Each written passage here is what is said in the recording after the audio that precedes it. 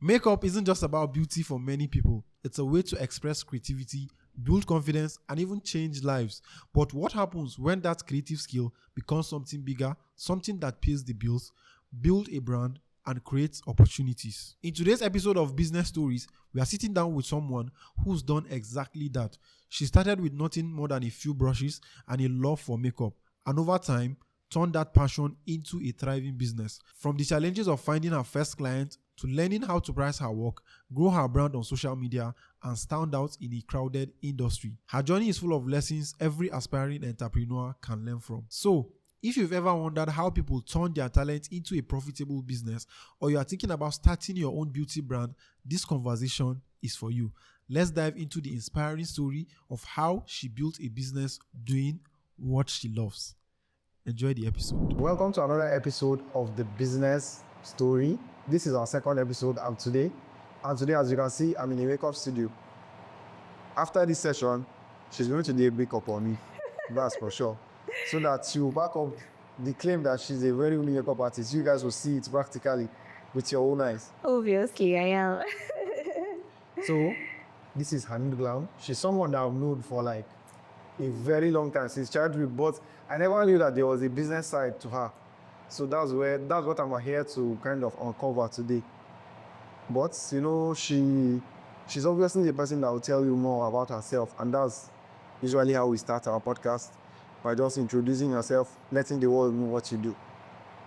Okay, hi everyone. My name is Dina Daniel of Hanid Glam. I'm the CEO of Hanid Glam's studios, Hanid Glam's Academy. And then Hanid Glam something is coming on Yuri very soon. Yeah, so thank you for the brief introduction. First off, let me start by saying, were you passionate about makeup? Like, how did you stumble upon it? Yes, I've always been very passionate about makeup, the skill makeup. And then right from when I was very small, I have a picture in my room. Most people that have been to my room can attest to that.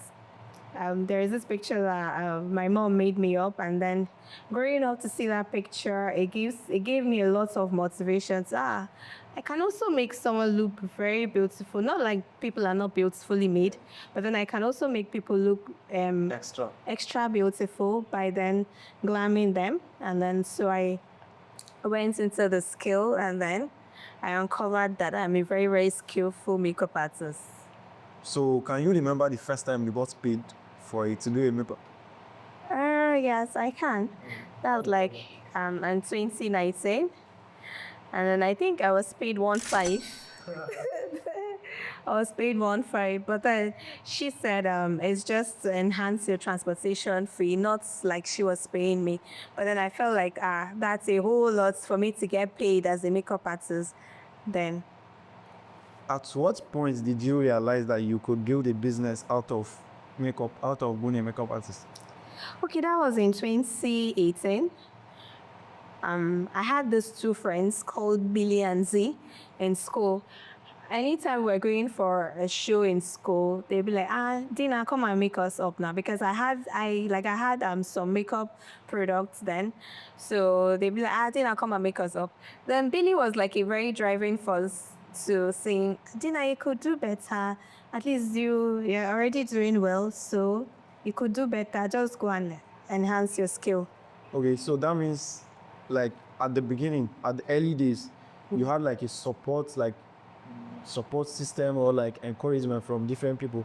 Obviously, I know probably you didn't, you applied makeup on the number of people and they were satisfied, and I know you got feedback. Now, aside that feedback that you were good at it, what sort of like support and encouragement did you get, maybe from family or outside family? Okay, I had a very good friend. His name is Aliu. He was the one that was always pushing me. So he was like a pushing force. And then he was always telling me you can do better. Then plus Billy and C, which I earlier mentioned. And then also my aunt, so my mom's younger sister, she also encouraged me to do better. Okay, so now, business is one thing, and having a skill is one thing. Exactly. Building a business out of that skill. It's another thing, yeah. What did it take to build this brand? Tears. It took a whole lot of tears, a whole lot of sleepless nights. Okay, this was not my first. This is not my first studio majorly. I had a very small space in me then, like a very small space. Then I spent like 6 months. Then I moved to another space, which was a bit bigger than the initial one. Then I stayed for since 2020.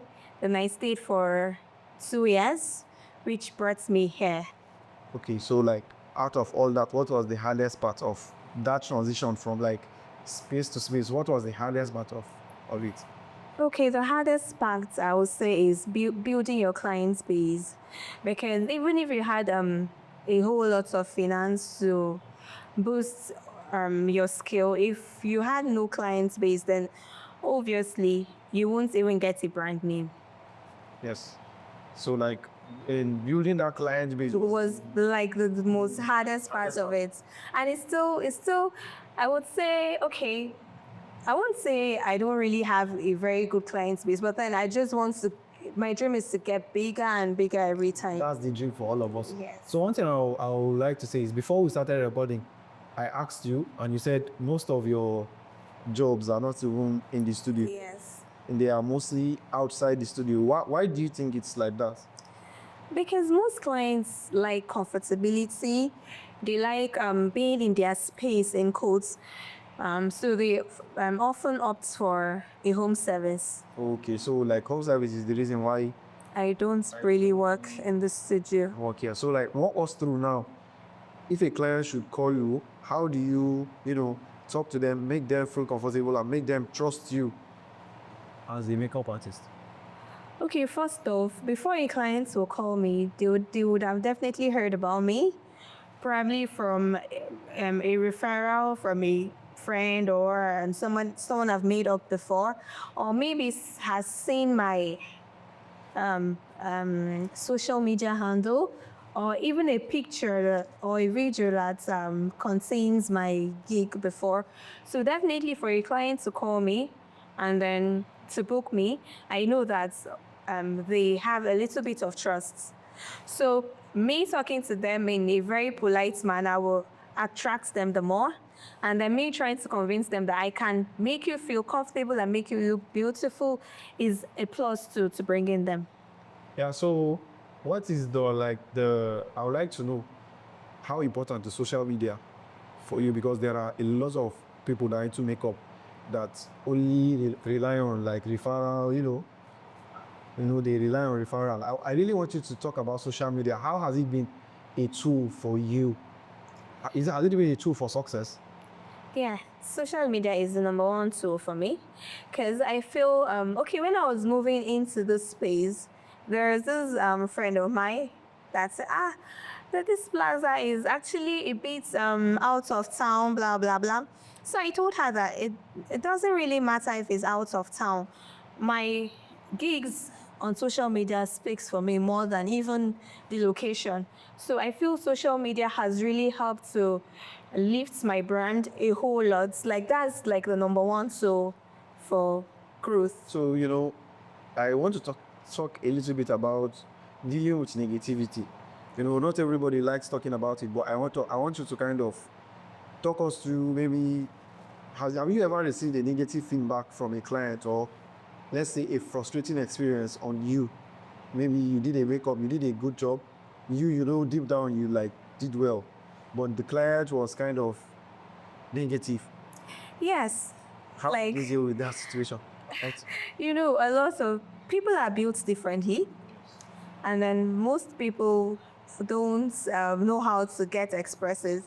So, and most of the times, that was then though, but then if I had such kind of comments, it was really getting into me. But as time passed, I was really growing into it, and then I felt like people are built differently, and then that maybe that's just their nature. So I'll just show it off and then move on, and then try to do better, like a whole better next time. So one thing I want to also talk about is that without mistakes, there won't be success. Yeah. What are some of the mistakes that you did in your early day that, okay, let's say you're asked to go back, let's say to the beginning. What mistakes will you correct? First though, I will correct the fact that if a client is meant for you, they will definitely come. Because, they say clients are prospects. So, and then when I was growing up, growing up in my business, actually, trying to make the brand Honeyed. So when a client calls me and then you'll be like, what's your price rate and all of that? And then when I tell them, they'll be like, I'll get back to you. So trying to make a client base, if they don't get back to me, I will still call them. And then at that point, it would make me look desperate. And then you try to say, if my rate is so, most of the times they'll split it into double and be like, can you do it for so amount? And because I was trying to make a brand name, I did. So the first thing I would want to correct is if a client is meant for you, they will definitely come. Don't push or don't chase after clients. And then secondly, use your resources, your finance to invest in your skill. Yes, that's the most paramount thing. Just use your finance to invest in your skill more and more. Yeah, so I really want us to talk about crisis and how important it is to stick to your price. There are times that if you start compromising, it's like shooting yourself in the leg, because if you do makeup for Mr. A, let's say for a certain price, he will tell Mr. B that he's going to the fact that, okay, I did it for this price. And originally you were trying to compromise. And based on I did my little research and I heard you're someone that hardly compromise on price. I want to know what makes you, stick to your price all the time. One thing about individuals is that when you're trying to discount for them, they would know that, okay, you were just trying to help discount. So they would tell, I had a couple of experience before. They'll be like, go to Honey now. She did it for me like that. So she's going to definitely do it for you. So that was why I had to just go back to the drawing board and then stop it. Just stop a whole lot of things, especially massive reduction or massive discounts. So you actually lose clients. You will lose a whole lot of clients because people will be like, and they said you did it for this one, so why won't you do it for me? Yeah. Is it me that you don't like? Things like that, but then that is it. So, people see makeup as just a service. I want you to tell us what goes beyond seeing it as a service. I know there is a lot more to it. People just think you just come and just apply the makeup and just go. I want us to talk us through that, what goes beyond what people see. Makeup is not just a service. Makeup is passion. If you don't have passion for makeup, then obviously if you ask a whole lot of entrepreneurs, especially makeup artists, photographers, others, they'll tell you that they had passion for what they are into. No, they didn't just venture into it. They had passion for it. So for me, Honeyed Glam, I really, really have passion for makeup. And then the passion I have is like a driving force to enlarging my skill every time. Okay. So one question I also asked right now is, what strategies do you use to keep your clients? You want to know? Okay, first of all, for me, I like being very humble. I like humility a lot. Even if someone is booking me, even if the person booking me is way younger than me, I will still attach a whole lot of respect to that person. I like being humble. That's a very, very deep thing that keeps my clients. And then secondly, I like being myself. I like being Honeyed Glam. because a whole lot of people, you're different. How are you different? I think maybe from my upbringing or I don't know, but then I just like being honeyed clam. So being humble and being honeyed clam. So I know there are lots of makeup artists out there. I want you to kind of inspire people. There are a whole lot of makeup artists out there, but they are not business people. Like they are just doing makeup, maybe doing it, maybe making small money here and there, but they are not really into the business of makeup. As someone who is in the business, what will we tell someone to do to get to the level, to leave the level of just being a basic makeup artist to get fully into the business?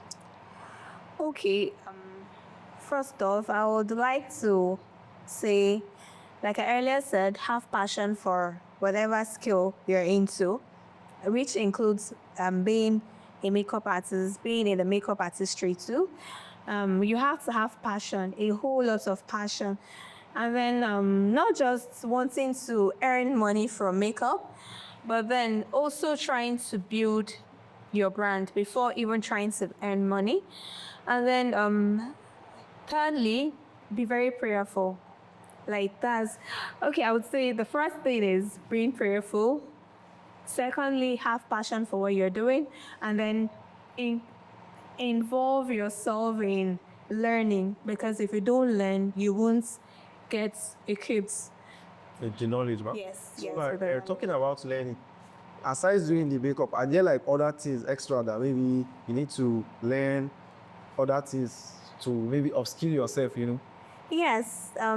First off, I had to become a mini photographer because most of my clients or most people I meet say like, Hanid, I want pictures and videos. So if you don't learn or know how to do videos and pictures, people will not come to you. And then I had to learn how to interact with people too. Yeah. Because yes, I had to learn how to communicate with people, and then I had to learn how to, like, okay, smelling nice is a basic thing, but I had to up my game because hygiene is very paramount too.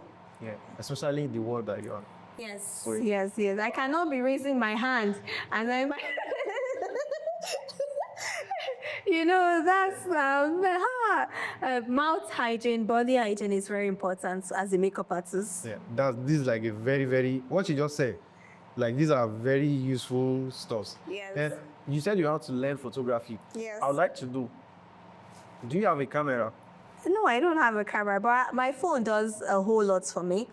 For now, I think I don't really need a camera. It's not like I don't, okay, let me not say I don't really need the camera, but then I don't think I have the resource to go into, because my phone does a whole lot for me. Yeah. Like it does the picture, the videos, and then the editing.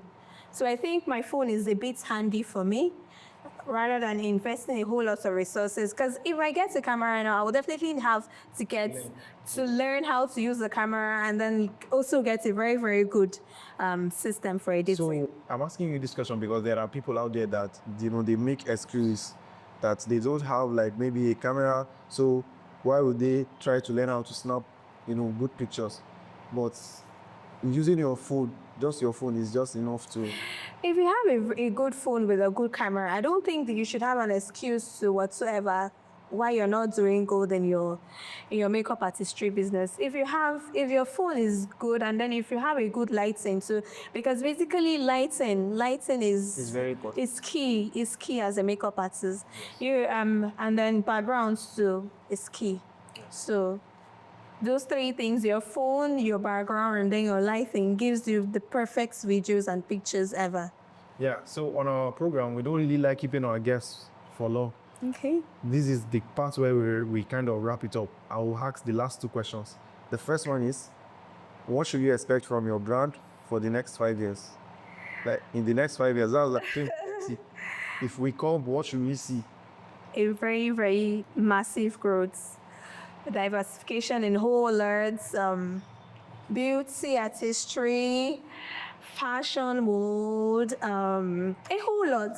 I don't want to spill the Rexy right now, but then just watch out because it's going to be great. I'm going to be launching a new business skill I spilled it though. Okay. Nice one. I'm going to be launching a new business brand, come 4th December, which is a very special date to me, my birthday. Oh, okay.